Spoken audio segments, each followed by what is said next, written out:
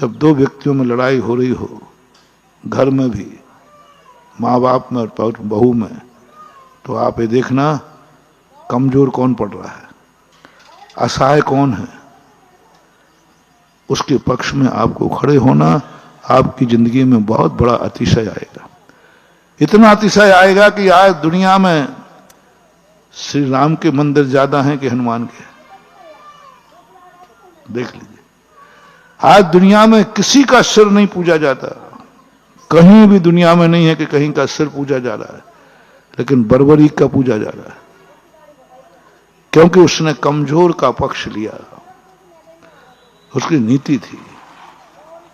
तो आपके घर में जब कभी ऐसी स्थिति बने तो आप देखना कौन असहाय है, कौन कमजोर है, उसके पक्ष में खड़े हो जाना, चाहे भली मां भी क्यों ना हो, पिता भी क्यों ना हो, गुरु भी क्यों ना हो, भगवान भी क्यों ना हो।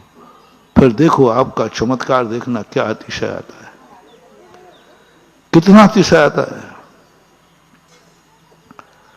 मेरा दुश्मन भी है, यदि वो दुश्मन भी कमजोर पड़ रहा है तो मैं दुश्मन का साथ दूंगा। दुश्मन भी यदि न्याय में है तो मैं दुश्मन का साथ दूंगा। विभीषण देखो, जब देखा कि विभीषण ने देखा सत्य हार रहा है, 18 दिन हो गए, सत्य हार रहा है, 18 दिन हो गए, असत्य भारी पड़ रहा है। सगा भाई था, सबसे ज्यादा प्यारा था विभीषण को रावण, अपने भाई की हत्या का रास्ता बता दिया। किस लिए? सत्य कमजोर पड़ रहा है, सत्य कमजोर पड़ रहा है, सत्य को लोग हावी हो रहे हैं, सत्य को मिटाना चाहते हैं, सत्य को दबाना चाहते हैं। महानुभाव, पूरे जगत से मेरा कहना है, दो व्यक्तियों का सदा साथ देना, एक तो सत्य का साथ देना, और सत्य जब कमजोर पड़ने लग जाए तो भली भगवान से भी भिड़ना पड़े तो भिड़ जाना, कहना भगवान नहीं, सत्य को नहीं हारने दूंगा। पर वो तो तेरा दुश्मन है, भली दुश्मन से ही मैं दुश्मन का भी साथ दूंगा यदि दुश्मन सत्य पर अड़ग है। तो दुश्मन का पक्ष यदि सत्य है तो मैं सत्य के साथ रहूंगा। ना मुझे दुश्मन से मतलब है, ना मित्र से मतलब है, हमें सत्य से मतलब है। नीति बना ली, देखो चित चमत्कार होने वाला है।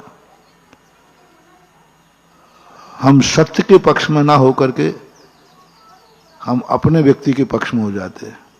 ये हमारे ग्रुप का है, ये हमारा है, ये हमारे लिए मरा था, ये हमारे लिए जिया था। बस यहां जाकर तुम सत्य को पैरों से रौंद देते हो और असत्य के पक्ष में खड़े। 99.99 यही हो रहा है। इसलिए तुम्हारी जिंदगी में कोई अतिशय नहीं घट रहा है, तुम बाहर अतिशय ढूंढ रहे हो।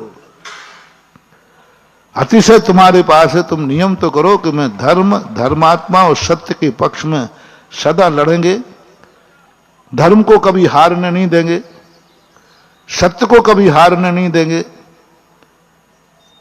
चाहे भली उसके लिए मुझे भगवान से भी भिड़ना पड़े तो भिड़ूंगा, बाप से भी लड़ना पड़े तो लड़ूंगा, मरना पड़े तो मरूंगा, लेकिन मैं सत्य को हारने नहीं दूंगा, धर्म को हारने नहीं दूंगा, धर्मात्मा को हम हारने नहीं देंगे, नहीं हारने देंगे।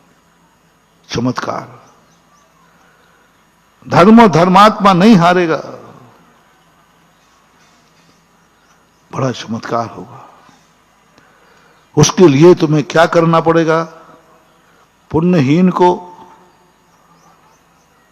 और जो धर्मात्मा हो, इनके ऊपर जब भी संकट आए, तुम्हें किसी का भी साथ छोड़ना पड़े, अपने सगे भाई को भी छोड़ना पड़े तो छोड़ देना। किसके खातिर? धर्मात्मा के खातिर। विभीषण ने यही कहा, राम धर्मात्मा है, धर्म के पक्ष में लड़ रहे हैं। मेरा भाई मेरा अधर्मी है, मैं धर्म के लिए अपने भाई का भी नाश कर दूंगा। करवा दिया नाश, करवा दिया नाश। और रामचंद्र जी उस समय दुश्मन पक्ष में थे। विभीषण दुश्मन पक्ष में जाके मिल गया और अपने भाई की हत्या करा दी।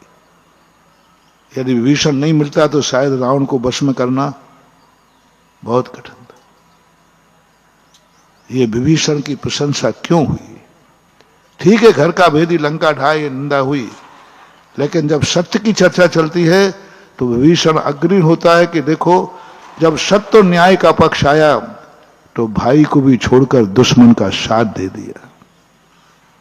आपको भी मेरा कहना है, आप ये मत देखो कि ये मेरा दुश्मन है, आप ये मत देखो कि ये कौन है, आपको ये देखना है कि इसका पक्ष धर्म का है, ये धर्मात्मा है। और धर्मात्मा को मेरे सामने कभी हारेगा नहीं, धर्मात्मा को झुकने नहीं दूंगा, धर्मात्मा को मिटने नहीं दूंगा। धर्मात्मा पर जो उंगली उठाएगी उसकी हाथ काट दिया जाएगा। उठाई उंगली है और काटेगा क्या? किस पे उठाई उंगली? धर्मात्मा पर उंगली उठाई तो उंगली तो छोड़ो, हाथ ही काट दिया जाएगा। चाहे भली वो मेरा खुद का कोई व्यक्ति क्यों ना हो। तो फिर आपकी जिंदगी में ऐसे चमत्कार होंगे, ऐसे चमत्कार होंगे कि तुम कभी भी किसी भी दुनिया की ताकत तुम्हें नहीं हरा सकेगी, क्योंकि तुमने धर्मात्मा को रक्षा करने का भाव, धर्म की सदा रक्षा करना, धर्मात्मा की सदा रक्षा करना, वहां स्वार्थ नहीं देखना, मोह नहीं देखना। और दूसरा असहाय की देख लेना, ये व्यक्ति कमजोर पड़ रहा है, इसकी कमजोरी का लाभ उठा पड़ रहा है, क्योंकि ये कुछ नहीं कर सकता इसलिए इसको ताड़ित किया जा रहा है। उस कमजोर व्यक्ति के पक्ष में खड़े हो जाना चमत्कार हो जाएगा। ऐसी शक्तियां जब दो चीजें सामने आ जाती हैं, आज मेरा पति कमजोर पड़ गया और मैं कमजोर, मेरी पत्नी कमजोर पड़ रही है, शोषण हो रहा है, तो आप पत्नी का पक्ष लेना, आपकी जिंदगी में चमत्कार होगा, अतिशय होगा। पत्नी का साथ मत देना, पत्नी का साथ नहीं देने को कहा, नहीं तो तुम जोरू के गुलाम बन जाओ। नहीं, कमजोर का साथ देना, अन्याय का साथ देना, असहाय का साथ देना। और असहाय व्यक्ति हमारा दुश्मन भी है, तो मैं असहाय का साथ दूंगा। दोस्तों, अगर आपको मेरी वीडियो अच्छी लगती है तो प्लीज मेरे चैनल को लाइक करें, शेयर करें, सब्सक्राइब करें। इसी तरह से अपना प्यार देते रहें। Thank you.